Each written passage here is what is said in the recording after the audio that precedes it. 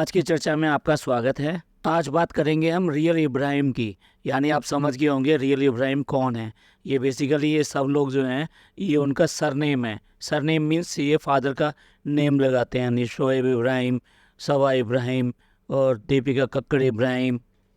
तो इब्राहिम जो है इनका सरनेम नहीं है। इनके जो फादर हैं उनका नाम है इब्राहिम शेख, यानी कि इनका जो सरनेम है वो बेसिकली शेख है, लेकिन ये लोग अपने फादर का नाम यूज़ करते हैं तो इसलिए वो इब्राहिम लगाते हैं। फैमिली हेड के साथ में जो फैमिली है, यानी कि मैं सबकी बात कर रहा हूँ, ये लोग उनके साथ में किस तरह बिहेव करते हैं आज उसको एनालाइज करना चाहते हैं हम। हमारे जो जनाब हैं वो कैसे बिहेव करते हैं, उनके दो सेंटेंस होते हैं, सब ठीक है, अच्छा लग रहा है, इसके अलावा कोई सेंटेंस नहीं होते। और उसके बाद में ये कहने के बाद में वो कमरे से बाहर आ जाते हैं। ना ही ये पूछते कि भाई क्या दवाई चल रही है और क्या हो रहा है और आज तबीयत कैसी है या फिर आज आप क्या फील कर रहे हैं, ये दो सेंटेंस बोल के बाहर आ जाते हैं।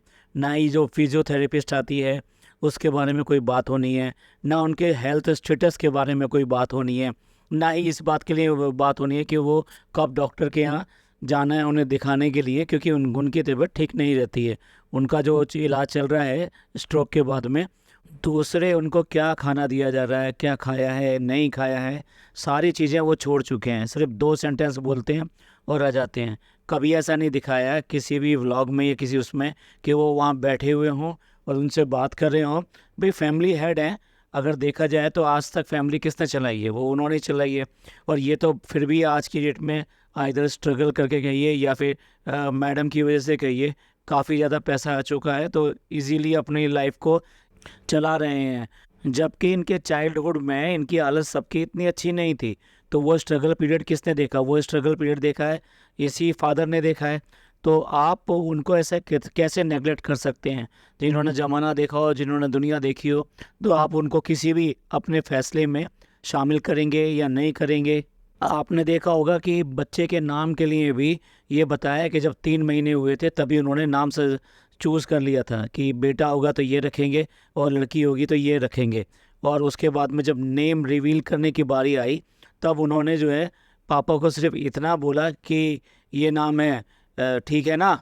मतलब कुल मिला के ये है कि आइदर ही इज़ इन्फॉर्मिंग, या फिर ये कि मतलब ये कम से कम ये तो नहीं था कि पूछना चाह रहे हो कि भाई ये नाम रखें या ना रखें।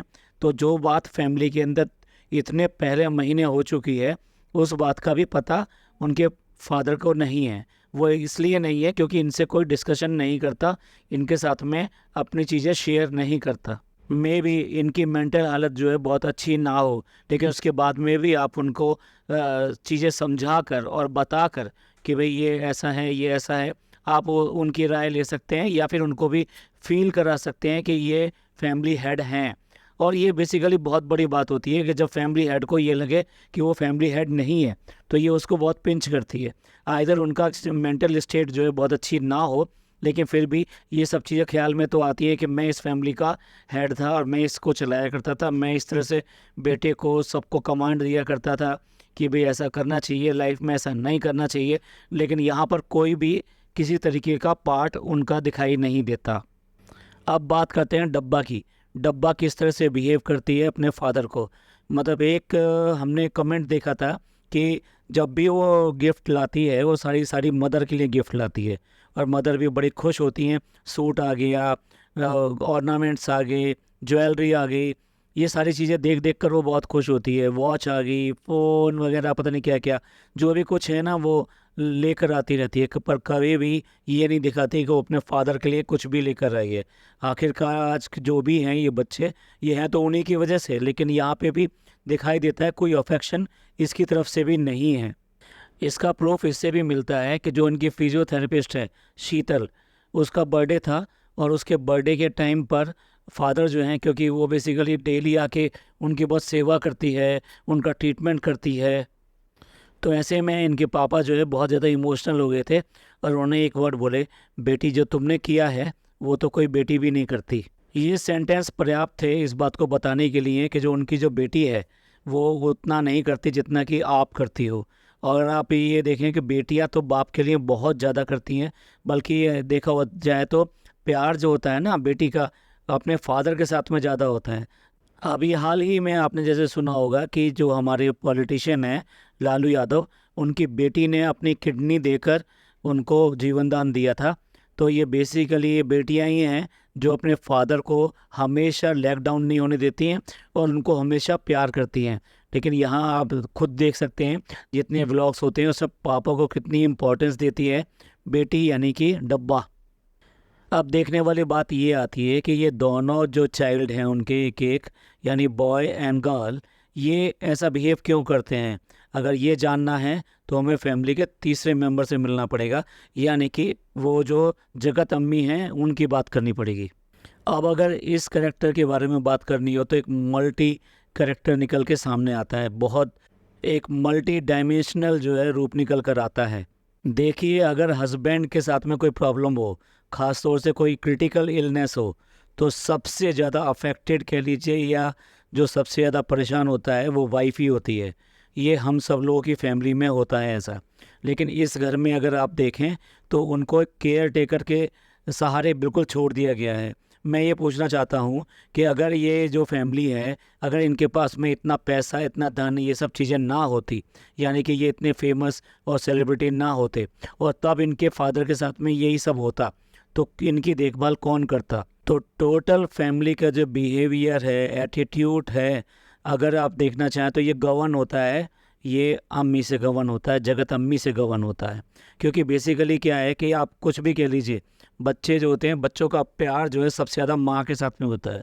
और अगर देखा जाए तो हमेशा जो बच्चे जो खड़े रहते हैं वो मदर के साथ खड़े रहते हैं, किसी भी बात पर, किसी भी टॉपिक पर। इवन देन अपने फादर्स के भी अगेंस्ट हो सकते हैं अपनी मदर के लिए, क्योंकि ये बहुत इमोशनल सा रिश्ता है मदर का और अपने बच्चों के साथ में। ये कहा जाता है कि जहाँ इंजन वहीं डिब्बा, यानी कि बच्चे जो होते हैं वो छोटी छोटी बोगियों की तरह हैं, जहाँ मदर चल देती है वो पीछे पीछे वो भी चल देते हैं। ये ऐसा मैं ऐसा कह ही नहीं रहा हूँ, एक्चुअल में भी, फैक्ट में भी ऐसा ही होता है कि बच्चे जो है मदर के ठीक ठीक पीछे पीछे चल देते हैं। तो जब माँ जो है वो ही अपने हस्बैंड के पास जाकर नहीं बैठती है, कहीं भी किसी भी व्लॉग में देख लीजिए, कभी ऐसा लगा हो कि वो जो फादर का जो रूम है उसमें फैमिली के बाकी मेंबर्स वहाँ बैठे हैं या नहीं बैठे हैं, ख़ास तौर से मदर बैठी हैं या नहीं बैठी हैं। नॉर्मली तो उनकी जितनी भी चीज़ें हैं, जितनी भी एक्टिविटी हैं, वो मदर को अपने आप ही खुद तरीके से करनी चाहिए, क्योंकि जितना अच्छा वो ध्यान रख सकते हैं इतना कोई बाहर वाला नहीं रख सकता।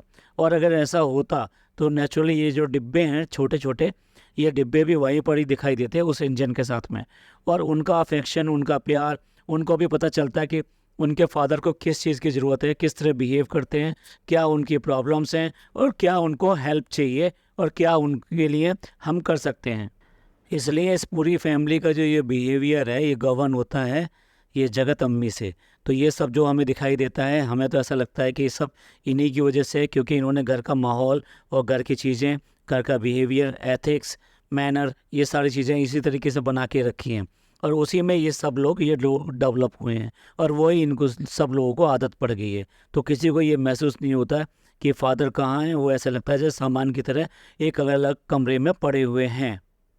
एक बात और याद आती है कि जब जो डब्बा हैं वो फ़नी की सच्चाई के नाम से एक जो है उन्होंने ब्लॉग अपलोड किया था जिसमें वो उनका बचाव कर रही थी, तो वहाँ क्लियर कट कहते हुए नज़र आती हैं ये कि हमारे पापा जो हैं उनमें तो इतनी समझ नहीं है। यानी कि बेटी अपने फादर के लिए ये वर्ड बोल रही है कि उनको इतनी समझ नहीं है, वो जानते नहीं हैं। तो इस फैमिली का अजीब बिहेवियर और उस बिहेवियर के पीछे क्या है, ये हमने कोशिश करी है जानने की। और इस पॉडकास्ट को अब यहीं ख़त्म करते हैं और मिलते हैं अगले पॉडकास्ट में। और उम्मीद करते हैं स्थितियाँ चेंज होंगी और जो फैमिली का हेड है उसको उसकी हैसियत के हिसाब से इज्जत मिलेगी और उसकी देखभाल होगी। ये पॉडकास्ट आपको पसंद आया हो तो प्लीज़ लाइक कीजिए, सब्सक्राइब कीजिए और शेयर कीजिए। और खुश रहिए और खुशियाँ बांटिए और ज़िंदगी में अपने रिश्तों का ख्याल कीजिए, क्योंकि ये रिश्ते ही हमें आगे ले जाते हैं। शुक्रिया, धन्यवाद, थैंक यू।